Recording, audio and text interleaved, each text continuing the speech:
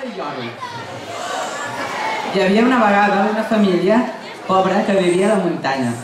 La família era constituïda per l'avi, l'àvia i 3 nets bessons de 16 anys, que com que no tenien diners per anar a l'escola, treballaven en diferents feines. A causa d'una discussió familiar, un dels germans, que pescava perquè la família pogués menjar alguna cosa, va marxar tot enfurismat cap a llac a pescar, sense ganes de tornar a casa. Va llançar l'ham a l'aigua i mentre esperava que els peixos piquessin, va agafar una pedra plana i la va llançar al llac, de manera que fes uns salts. Va arribar a fer 5 salts i quan es va enfonsar, el terra va començar a tremolar i de sota el llac s'alçà un gran palau daurat.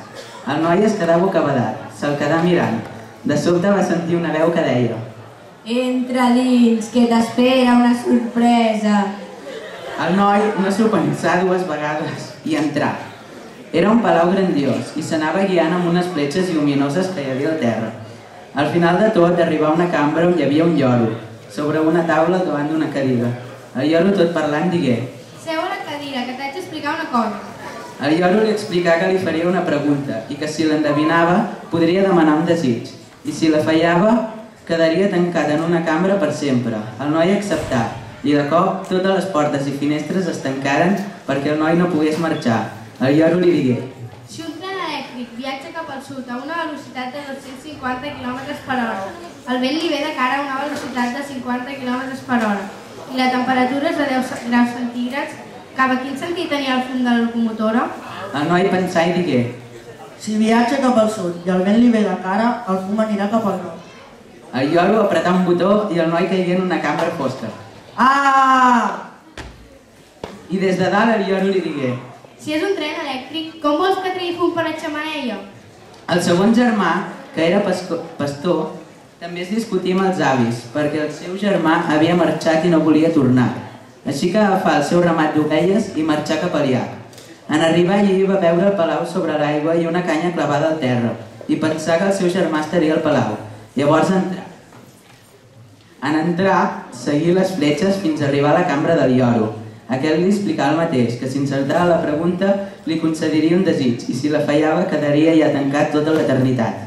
Llavors li digué: Si un home fa un forat en un dia, quant de temps trigarà a fer mig forat? Llavors el noi respongué: Migdia. El lloro apretà un botó i el noi caigué en una cambra. Ah! I el lloro li digué: Mig forat no es pot fer. Més tard arribà el tercer germà al palau, que era una noia caçadora, i en veure el ramat d'ovelles i la canya de pescar entrà al palau. En arribar a la cambra, el lloro li explicà les normes del joc i li preguntà: Un gall pon un ou a la teulada i el vent bufa cap a l'est. Cap a quin costat de la teulada cau l'ou?